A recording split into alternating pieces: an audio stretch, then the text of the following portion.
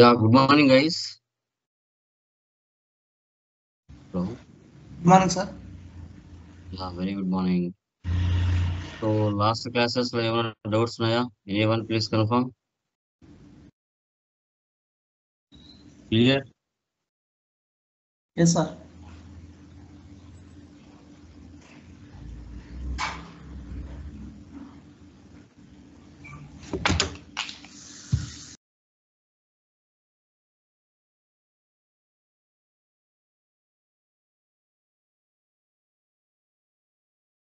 Yeah. So, last class లో మనం clear గా డిస్కస్ చేసామండి. లైక్ టైప్స్ ఆఫ్ ప్రాజెక్ట్స్ అంటే ఏంటి, సిస్టమ్ ల్యాండ్స్కేప్ అంటే ఏంటో క్లియర్ గా మనం డిస్కషన్ చేయడం జరిగింది. ఓకే, టుడే క్లాస్ లో వచ్చేసి final basic class types of methodology like project face అని కూడా పిలుస్తారు. ఓకే, ఇక్కడ ఒక ప్రాజెక్ట్ ని ఇంప్లిమెంటేషన్ చేయడానికి మినిమం 16 మంత్స్ పడుతుంది. 12 మంత్స్ లేదా 16 మంత్స్ పడుతుంది. ఈసీసీ 6.0లో వర్క్ చేస్తూ ఉంటే ASAP, water fall, agile methodology వాళ్ళు చెప్పున్నారు.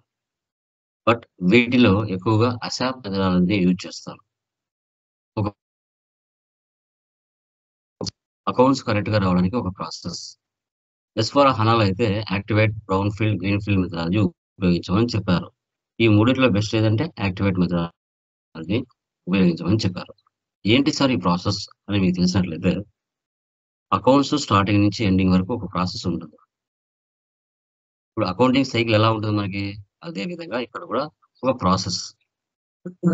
ఆ ప్రాసెస్ ప్రకారంగా మనం చేస్తేనే అకౌంట్స్ కరెక్ట్ గా వస్తాయి.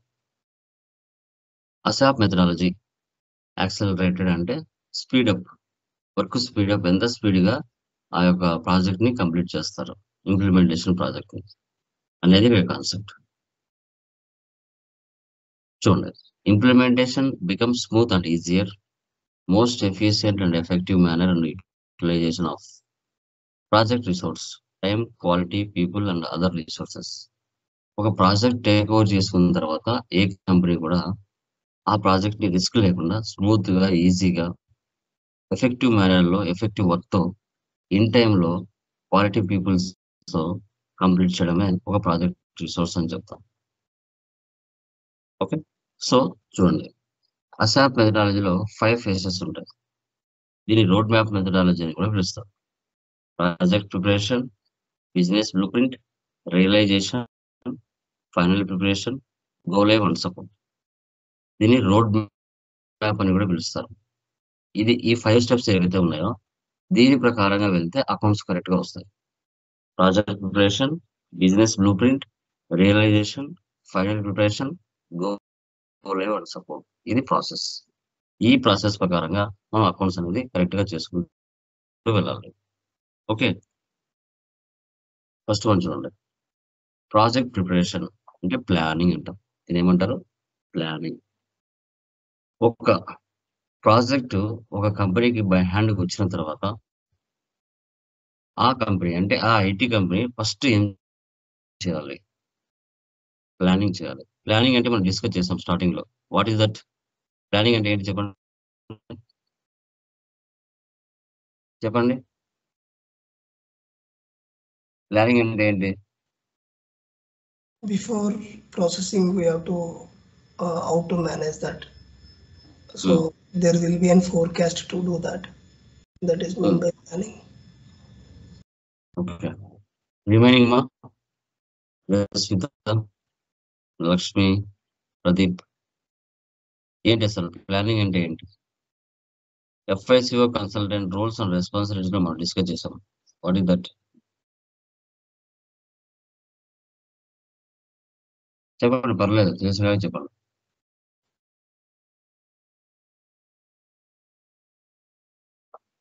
సో సాఫ్ట్వేర్ ఇన్స్టాలేషన్ చేసుకోండి ఈరోజు, రేపటి నుంచి కాన్ఫిగరేషన్ స్టార్ట్ అవుతుంది. Okay, done. సో ప్లానింగ్ అంటే ఏంటంటే, ఒక ప్రాజెక్ట్ ఒక ఐటీ కంపెనీకి వచ్చిన తర్వాత ఆ ప్లానింగ్ అంటే ఆ ప్రాజెక్ట్ కి టీమ్ సైజ్ ఎంత ఉండాలి, ఎలాంటి టైప్ ఆఫ్ ఎఫ్ఐ కన్సల్టెంట్స్ మనకు కావాలి, ఎంఎంఆ, ఎస్టీనా, పీపీనా, యూఎంఆ, ఆ పేపర్స్ అవసరమా లేదా, రూల్స్ ఫైనలైజ్ చేసుకోవాలి. ఆ ప్రాజెక్ట్ ని ఇన్ టైంలో క్వాలిటీ పీపుల్తో ఎలా కంప్లీట్ చేయాలి, ప్లానింగ్ చేసుకోవాలి. ఆ ప్రాజెక్ట్ యొక్క గోల్, ఆబ్జెక్టివ్ ఏంటో తెలుసుకోవాలి. తర్వాత క్లయింట్స్తో కిక్ ఆఫ్ మీటింగ్స్ పెట్టుకొని కరెక్ట్ ఇన్ఫర్మేషన్ తీసుకొని సర్వీస్ లెవెల్ అగ్రిమెంట్ సైన్ చేయించుకోవాలి. ఎస్ఎల్ లెవెల్ టర్మ్స్ కండిషన్స్ రాసుకొని ఫైనల్ గా సైన్ ఆఫ్ చేయాలి. ప్లానింగ్ స్టార్ట్ చేయాలంటే ఒక ప్రాజెక్ట్ స్టార్ట్ చేయడానికి project planning, team size, roles finalize, kick off meeting, SLA, service level agreement, sign off. Okay, ఇదనమాట. Example చూడండి, Vizag steel company ఉంది. ఓకే, ఈ వైజాగ్ స్టీల్ కంపెనీ అనేది నాన్ ఎస్ఏపీ నుంచి ఎస్ఏపీలోకి డేటా మ్యాప్ చేయాలి. First time Tally data migrate non SAP to SAP. Okay, so అప్పుడు SAP software యొక్క హెల్ప్ కావాలి. ఈ Vizag steel company direct SAP దగ్గర వెళ్ళలేదు. మధ్యలో ఎవరు ఉంటారు? మీడియేటర్స్ ఉంటారు. మధ్యలో ఎవరు ఉంటారు? మీడియేటర్స్. విప్రో, ఇన్ఫోసిస్, ఐబిఎం. ఈ వైజాగ్ స్టీల్ మధ్యలో మీడియేటర్స్ ఉంటారు. ఈ మీడియేటర్స్ పని చేస్తూ ఉంటారు. ఎవరు పని? క్లయింట్ యొక్క పని చేస్తూ ఉంటారు. క్లయింట్స్ ఎవరు డబ్బులు ఇస్తారు? క్లయింట్స్ మీడియేటర్స్ ఉన్న ఐటీ కంపెనీస్ డబ్బులు ఇస్తారు. ఈ మీడియేటర్స్ ఎవరికి డబ్బులు ఇస్తారు? మీలాంటి ఎంప్లాయీస్కి ఇస్తారు. బట్ ఈ మీడియేటర్స్ మధ్యలో వీళ్ళు చేస్తూ ఉంటారు కదా, వీళ్ళకి టచ్ లో ఎస్ఏపీ కంపెనీ ఉంటుంది. సో ఈ వైజాగ్ స్టీల్ 1 crore కి విప్రో కంపెనీ ఇచ్చింది. ఈ విప్రో కంపెనీ ఏం చేయాలి? ఇప్పుడు డబ్బులు తీసుకుని వెళ్ళి దాంట్లో ఒక 10 లక్షలు 20 లక్షలు సాఫ్ట్వేర్ ని పర్చేజ్ చేసి ఎస్ఏపీ కంపెనీ దగ్గర ఆ సాఫ్ట్వేర్ తీసుకుని వచ్చి వైజాగ్ స్టీల్ కంపెనీలో ఇన్స్టాలేషన్ చేయాలి. చేసి ఇలా వర్క్ అంతా చేసి పెట్టాలి Vizag steel company. Okay, first time ఎవరైతే నాన్ ఎస్ఏపీ నుంచి ఎస్ఏపీలోకి మ్యాప్ అవుతారో అది ఫస్ట్ ప్రాజెక్ట్ ప్రిపరేషన్ అని చెప్తాం. తర్వాత second place business documentation prepare చేయడం. అంటే as is information, to be information, gap analysis, scope document అంటాం. అంటే ఇక్కడ ప్రజెంట్ క్లయింట్ బిజినెస్ ప్రాసెస్. ఇప్పుడు ప్రజెంట్ క్లయింట్ యొక్క బిజినెస్ ఎన్ని కంపెనీ కోడ్స్ ఉన్నాయి, గ్రూప్ ఆఫ్ కంపెనీ ఏంటి, బ్రాంచెస్ ఏమున్నాయి, వెండర్స్ ఎక్కడ ఉన్నారు, కస్టమర్స్ ఎక్కడ ఉన్నారు, ఓకే, వాళ్ళ బిజినెస్ టర్న్ ఓవర్ ఎంత, ఎంతమంది ఎంప్లాయీస్ వర్క్ చేస్తున్నారు, ఇదంతా ఇన్ఫర్మేషన్ యాజ్ ఇస్ మనం క్లయింట్ దగ్గర నుంచి తీసుకోవాలి. తర్వాత అన్ని తెలుసుకొని మనము ఒక టు బి ఇన్ఫర్మేషన్ అంటే ఎస్టిమేటెడ్ అండ్ ఫ్యూచర్ డాక్యుమెంట్ ని వాళ్ళకి మనం సబ్మిట్ చేయాలి. ఒకవేళ ప్రాపర్ ఇన్ఫర్మేషన్ క్లయింట్ ఇవ్వకపోయినా, మనం వచ్చేసి ప్రాపర్ ఫ్యూచర్ డాక్యుమెంట్ ఇవ్వకపోయినా, ఎక్కడ గ్యాప్ అనాలిసిస్ వచ్చింది రెండింటికి మధ్య దాన్ని అబ్జర్వ్ చేయాలి. తర్వాత scope document. So customer clients ఉన్న క్వశ్చన్ ఫామ్ క్రియేట్ చేసి వాళ్ళకి పంపిస్తాం. వాళ్ళకి ఏమైనా డౌట్స్ ఉంటే కానీ ఆ క్వశ్చన్ ఫామ్ ఫిల్ చేసి పంపిస్తే మనం వాటిని ఆన్సర్స్ ఇచ్చి పంపిస్తాం. స్కోప్ డాక్యుమెంట్ అది ఏదైనా ఏ క్వెరీ అయినా కావచ్చు, క్వెరీ కావచ్చు, టైం కావచ్చు, వర్క్ కావచ్చు, ఏదైనా కావచ్చు. సో దీన్ని బిజినెస్ బ్లూ ప్రింట్ అంటారు. డాక్యుమెంటేషన్ ప్రిపేర్ చేస్తుంది. డాక్యుమెంటేషన్ తర్వాత ఫేజ్ 3 రియలైజేషన్, కాన్ఫిగరేషన్స్. దీనిలో 2 టైప్స్ ఉంటాయి. ఒకటి బేస్ లైన్ కాన్ఫిగరేషన్, మరొకటి final configuration. Base line configuration అంటే ఏంటి? Day to day transaction. Final configuration అంటే గ్యాప్స్, ఇంటిగ్రేషన్స్. 80% వరకు ఎస్ఏపి కన్సల్టెంట్ చేయాలి. Day to day transaction, AP, RGL, APAA, ఇవన్నీ కూడా accounts payable, accounts receivable, automatic payment program, okay, so asset accounting, ఇవన్నీ base line configuration లో SAP FICO consultant 80% వరకు అతనే చేయాలి. అందుకే మీకు 10 lakhs నుంచి 20 lakhs 15 lakhs వరకు ఉంటుంది 5 years ఎక్స్పీరియన్స్ పెడితే. ఓకే, సో కాన్ఫిగరేషన్స్ అన్ని మీరే చేయాలి. ఫైనల్ కాన్ఫిగరేషన్ అంటే ఎవరు చేయాలి? ఏమైనా ఇంటిగ్రేషన్ పార్ట్ ఉంటుంది, అది FI to MM, FI to SD, FI to SR, ఇలా ఏవైతే ఉంటాయో ఆ మధ్యలోకి వీళ్ళు ఎంటర్ అవుతారు 120% integration spot like. FI to MM, FI to SD, FI to PP. ఇది ఫైనల్ కాన్ఫిగరేషన్ అంటారు. ఇది మనం final configuration. 2 types of configurations అంటాం. ఇది ఫేజ్ 3లో చూస్తాం. తర్వాత ఫైనల్ ప్రిపరేషన్లో టెస్టింగ్. మీరు చేసిన వర్క్ అంతా కాన్ఫిగరేషన్స్ కానీ, టీ కోడ్స్ కానీ, పర్ఫార్మెన్స్ కానీ, సెక్యూరిటీ కానీ, ఓకే, ఇంటిగ్రేషన్ పార్ట్ కానీ, పర్ఫార్మెన్స్లో మన యూఏటీ టెస్టింగ్ కానీ, యూజర్ ట్రైనింగ్ కానీ, ఇవన్నీ కరెక్ట్గా పర్ఫామ్ అవుతున్నాయా లేదా అనేది ఇక్కడ ఫైనల్ ప్రిపరేషన్లో టెస్టింగ్ టీమ్ ఉంటుంది. వాళ్ళన్నీ చెక్ చేస్తారు. ఏమైనా కస్టమర్స్కి న్యూ ఎన్హాన్స్మెంట్స్ కావాలన్నా, న్యూ రిక్వైర్మెంట్స్ ఏమైనా ఉన్నాయా, రిపోర్ట్స్లో ఏమైనా ప్రాబ్లమ్స్ వస్తున్నాయా, ఇంటర్ఫేసెస్ ఏమైనా ప్రాబ్లమ్స్ వస్తున్నాయా, ఫామ్స్ ఏమైనా క్రియేట్ చేయాలన్నా, ఇవన్నీ వైసిక్లో చెక్ చేస్తారు. దీన్ని ఫైనల్ ప్రిపరేషన్ అంటారు. తర్వాత గో లైవ్ అండ్ సపోర్ట్. అన్ని చేసిన తర్వాత ఫైనల్ గా real time transactions end users ద్వారా మనం కంప్లీట్ గా దాన్ని అనాలిసిస్ చేయాల్సి వస్తుంది. Analysing system, end users support. Okay, final గా ఇక్కడ రియల్ టైమ్ ట్రాన్సాక్షన్స్ జరుగుతాయి. ఎండ్ యూజర్ సపోర్ట్ అనేది ఇక్కడ ఉంటుంది. బ్యాక్ ఎండ్ లో FI కన్సల్టెంట్ కాన్ఫిగరేషన్ చేస్తే ఫ్రంట్ ఎండ్ లో మనకి end users just purchase invoice, sales invoice మాత్రమే పోస్ట్ చేస్తాడు. రిమైనింగ్ అంటూ ఏం వర్క్ చేయడం.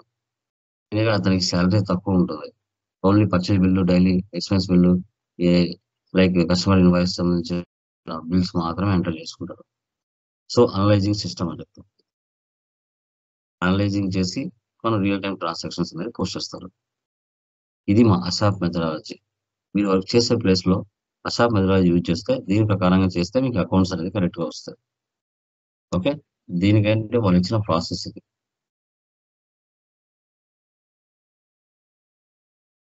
సో దీన్ని అసాప్ మెథడాలజీ అంటారు. దీన్ని అసాప్ మెథడాలజీ. ఎనీ డౌట్స్ దీంట్లో? ఎవరికైనా డౌట్స్ ఉన్నాయండి అసాప్ మెథడాలజీలో? ఎనీవన్?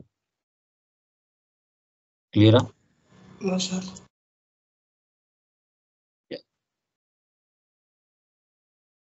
ఇంపార్టెంట్ బా.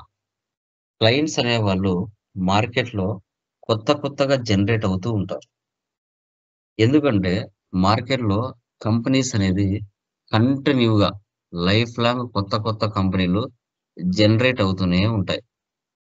అలా కొత్త కంపెనీలు జనరేట్ అయినప్పుడు అవి మ్యానుఫ్యాక్చరింగ్ కంపెనీస్ అయినా, సర్వీస్ అయినా, ట్రేడింగ్ అయినా, మ్యానుఫ్యాక్చరింగ్ అయినా ఏదైనా కావచ్చు. కొత్త క్లయింట్స్ అనేవాళ్ళు మార్కెట్లో వస్తూ ఉంటేనే ఐటీ కంపెనీస్కి వర్క్ ఉంటుంది. ఐటీ కంపెనీస్కి వర్క్ లేకపోతే జాబ్లో నుంచి తీసేస్తారు. చాలా మంది బెంచ్ మీద ఉన్నారు అంటారు కదా. మైక్రోసాఫ్ట్ కంపెనీ, ఇన్ఫోసిస్ వాళ్ళు ఎప్పుడు చెప్తారో తెలియదు. వెళ్ళిపోండి అంటే ఐటీ సాఫ్ట్వేర్ కంపెనీస్ వెళ్ళిపోవాల్సిందే. నేను మార్నింగ్ వెళ్తాను, ఈవినింగ్ వెళ్తాను అంటే యాక్సెప్ట్ చేయరు.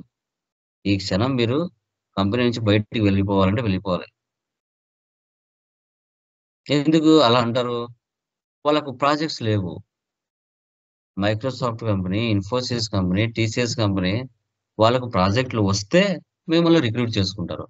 వారికే ప్రాజెక్ట్స్ లేకపోతే మిమ్మల్ని సంవత్సరాలు జీతాలు పెట్టుకొని వర్క్ ఏమి ఇవ్వకుండా ఏ విధంగా జీతాలు ఇస్తారు? ఇవ్వరు. కాబట్టి అది ఏ బిజినెస్ అయినా కానివ్వండి, అది ట్రైనింగ్ సెంటర్ అయినా, ఐటీ కంపెనీస్ అయినా, ఏ టిఫిన్ సెంటర్ అయినా, ఏదైనా కానివ్వండి, కస్టమర్స్ అనేవాళ్ళు రెగ్యులర్ గా రాకపోతే ఏ బిజినెస్ కూడా నిలబడదు. ఎందుకంటే అలాగే రన్ చేశారంటే కంపల్సరీగా వాటి మీద లైక్ ఎక్స్పెన్సెస్ ఎక్కువ అవుతాయి. ఓకే, బారోయింగ్ అప్పులు ఎక్కువ అయిపోతాయి. మళ్ళీ ప్రాబ్లమ్స్ ఫేస్ చేస్తుంది. అలాంటి సిచ్యువేషన్స్ రాకముందే మనము వర్క్ గురించి కానీ, ఓకే, తర్వాత ప్రాసెస్ గురించి కానీ తెలుసుకుంటాం. ఓకే, సో ఇప్పుడు ఇక్కడ క్లయింట్స్ అంటే ఎవరు? ఈ క్లయింట్స్ అనేవాళ్ళు చాలా ఇంపార్టెంట్. ఎవరికి? ఐటీ కంపెనీస్కి. ఐటీ కంపెనీస్కి పని ఉంటే మీకు జాబ్ ఉంటుంది. ఐటీ కంపెనీస్కి పని లేకపోతే మిమ్మల్ని జాబ్లో నుంచి తీసేస్తారు. అది మీరు ఎక్స్పీరియన్స్ పర్సన్ అయినా, ప్రెషర్ అయినా, ముందు వాళ్ళకు మ్యాండేటరీగా వర్క్ అనేది వచ్చి ఉండాలి. ఓకే, అంటే క్లయింట్స్కి సంబంధించిన వర్క్ ఏదైతే ఉందో కంపెనీస్కి ప్రాజెక్ట్స్ రావాలి. ప్రాజెక్ట్స్ వస్తేనే వాళ్ళు మార్కెట్లో సర్వే అవ్వగలుగుతారు. లేకపోతే సర్వే కాలేరు. ఓకేనా? కనపడుతుందా PPT? Please confirm. Yes, sir. Guys PPT చూడండి. First one, who is a client in SAP FICO? ఎవరు అంటే highest organization unit in SAP. So ఇతని యొక్క డీటెయిల్స్ ఎక్కడ చూస్తాం మనము ఎస్ఏపిలో అంటే SCC4 అనే టీ కోడ్ లో క్లయింట్ యొక్క ఇన్ఫర్మేషన్ ని మనం చూడొచ్చు. Client is highest organization unit in SAP అని చెప్పాలి. ఓకే, చాలా ఇంపార్టెంట్. ఈ క్లయింట్ అనే పర్సన్ మార్కెట్ లో చాలా important. So it is a 3-digit numerical number 999. మీరు ఇంటర్వ్యూలో అయినప్పుడు క్వశ్చన్ చెప్పాలి. ఎస్ఏపిలో మనము ఎంతమంది క్లయింట్స్ ని క్రియేషన్ చేయొచ్చు అంటే, sir it is a 3-digit numerical number, so we can create maximum or minimum 999 clients in the SAP FICO అని చెప్పాలి.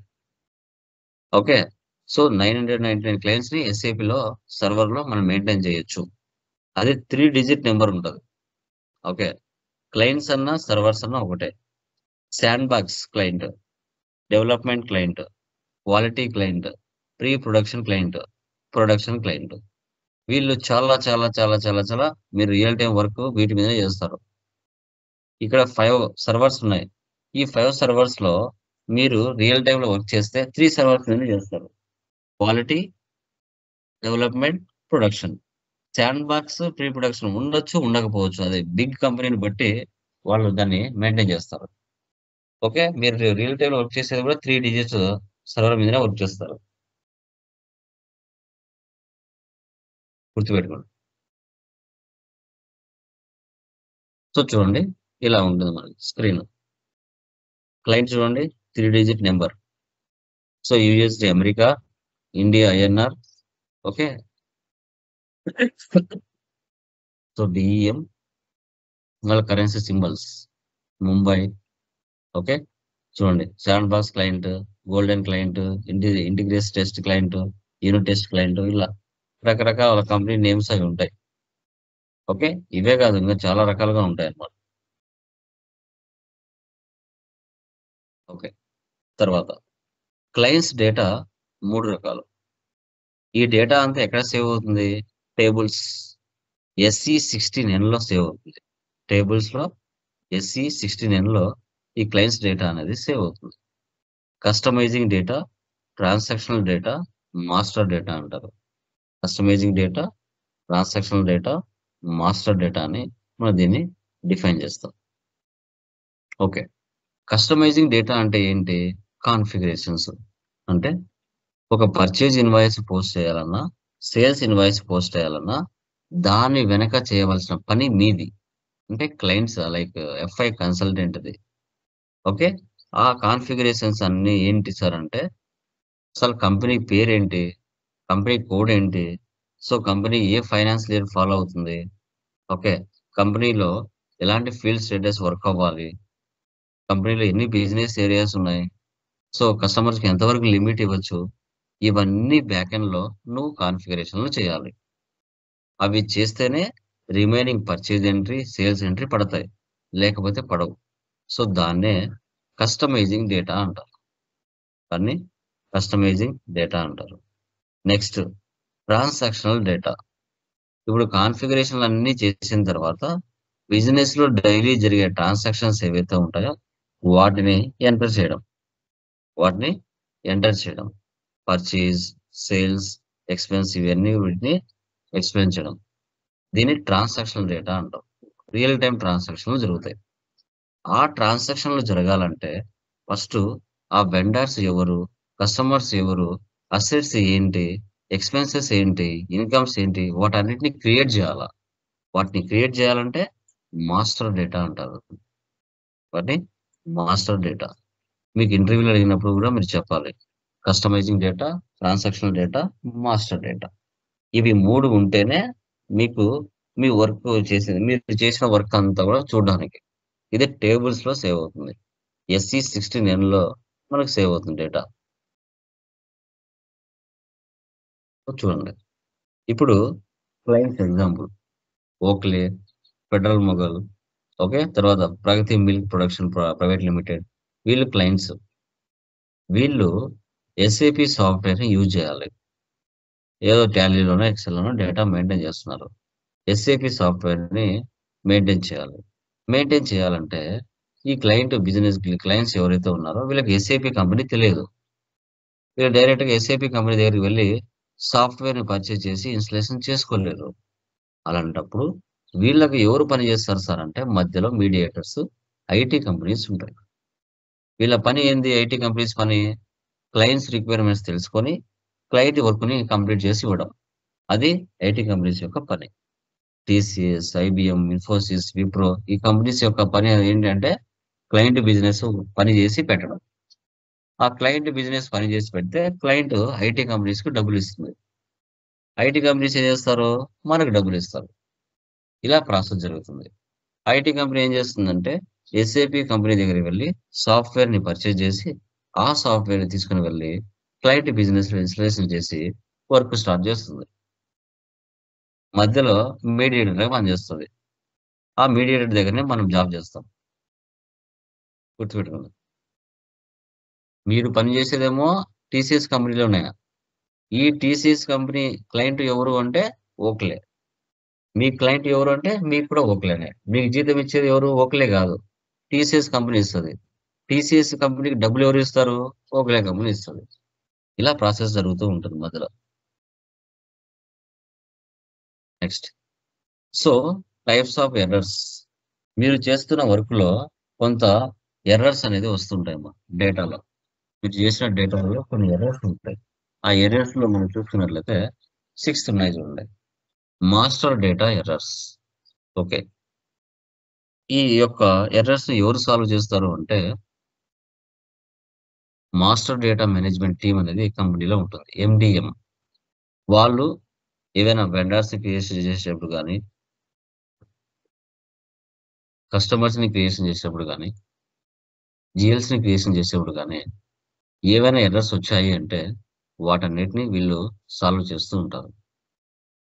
అదే కాన్ఫిగరేషన్స్లో ఏమైనా ఎర్రర్స్ వస్తాయంటే ఎఫ్ఐ కన్సల్టెంట్ కంప్లీట్ చేస్తాడు. అంటే కంపెనీ క్రియేట్ చేసేటప్పుడు కానీ కంపెనీ కోడ్ కానీ బిజినెస్ ఏరియాస్ కానీ ఓకే, ఇలాంటివి ఏమైనా ఎర్రర్స్ వస్తున్నాయంటే వాటిని ఎవరు సాల్వ్ చేస్తారు? కాన్ఫిగరేషన్ అనేది ఎర్రర్ చేస్తారంటే ఎఫ్ఐ కన్సల్టెంట్స్ వీటిని సాల్వ్ చేస్తారు. వీటిని ఎవరు సాల్వ్ చేస్తారు? FI consultant. ఓకే, సో తర్వాత టెక్నికల్ ఎర్రర్స్. టెక్నికల్ ఎర్రర్స్ ఎవరు సాల్వ్ చేస్తారు అంటే ABAPers. In this type of bugs are will be occurred, so we have to forward this to the ABAP team, then they solve this error. ఇప్పుడు ఎస్ఏపిలో లేని ఫీచర్స్ని అబాపర్తో మాట్లాడుకొని అవి ఎస్ఏపిలో మనం ఎంటర్ చేయించుంటాం కొత్తగా. అప్పుడు ఆ వాటిలో ఏమైనా ఎర్రర్స్ వచ్చాయి అంటే అబాపర్తోనే వాటిని క్లియర్ చేపిస్తాం. User mistake errors. The user have to solve this type of error. So we have to guide the user to how to solve the error. End users ఉంటారు మా. ఎండ్ యూజర్స్ డెబిట్ చేయాల్సింది credit చేయాల్సింది debit entries pass చేశారనుకోండి, అప్పుడు మనం దగ్గర ఉండి guide చేస్తాం ఎఫ్ఐ కన్సల్టెంట్. ఇలా చేయాలి, అలా మిస్టేక్ వేయద్దు అనేసి. అది యూజర్ మిస్టేక్ ఎర్రర్స్ అంటాం. Next, new requirements. New requirements అంటే ఏంటి? As for requirement we have to add new details. This type of errors have to solve the FICO consultant. So ఇక్కడ మీరు చూసుకున్నట్లయితే క్లయింట్కి ఏవైనా కొత్త రిక్వైర్మెంట్స్ వచ్చినప్పుడు ఆ రిక్వైర్మెంట్స్ తెలుసుకొని మనం ఆ రిక్వైర్మెంట్స్ని క్లియర్గా మనం ఎంటర్ చేసుకోవడం జరుగుతుంది. తర్వాత interface errors. This type of errors also solved by FICO consultant. ఇప్పుడు ఇంటర్ఫేస్ ఎర్రర్స్ అంటే ఏంటంటే ఎక్సెల్లో డేటా ఉంది, దాని నుంచి డేటాను యాజ్ ఇట్ ఈస్గా ఎఫ్ఐసి వాళ్ళకి పంపించాలి. ఎఫ్ఐసి దాంట్లోకి ఎంటర్ చేయించాలి. ఎలాంటి మిస్ మ్యాచెస్ రాకుండా డేటాను కరెక్ట్గా మ్యాప్ అయ్యే విధంగా మనకి మధ్యలో కొన్ని మీడియేటెడ్ సాఫ్ట్వేర్స్ ఉంటాయి. ఐడాక్ అని, LSMW అని కొన్ని సాఫ్ట్వేర్స్ ఉంటాయి. వాటి ద్వారా డేటాను మ్యాప్ చేస్తాం. వాటి ద్వారా డేటా అనేది మ్యాప్ చేయడం జరుగుతుంది. ఓకే, సో వీటిని టైప్స్ ఆఫ్ ఎర్రర్స్ అని మనం చెప్తాం. వీటిని మనం టైప్స్ ఆఫ్ ఎర్రర్స్ అని డిస్కస్ చేస్తాం. ఇది మా clients, types of clients data, తర్వాత types of errors. Okay, any doubts please confirm. ఏమైనా డౌట్స్ ఉన్నాయండి anyone?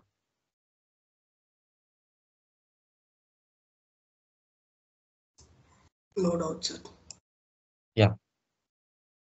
Yashwitha, Lakshmi, like Veerraju, Lasya, any doubts మా? క్లియరా? అర్థమైందా? యా. సో యా, వీటికి సంబంధించిన పీడిఎఫ్స్ గ్రూప్ లో పోస్ట్ చేస్తాను. వాటిని డౌన్లోడ్ చేసుకుని ఒకసారి చదవండి. వీడియోని 1-2 సార్లు వినండి. కొత్త సబ్జెక్ట్, కొత్త కాన్సెప్ట్స్, టర్మినాలజీ, వొకాబులరీ, ఈ యొక్క వర్క్ ప్రాసెస్ అనేది కూడా కొత్తగా ఉంటుంది కాబట్టి మీరు ఫస్ట్ టైం వీటిని కంపల్సరీగా ఒకసారి వినాలి. బై హ్యాండ్ తో టర్మినాలజీ కూడా రాయాలి. రాస్తేనే మనకు ఫ్యూచర్ లో స్పెల్లింగ్ మిస్టేక్స్ లేకుండా మనం ఏదైనా వర్క్ చేయాలన్నప్పుడు తెలుస్తుంది. ఓకేనా? Done guys, bye.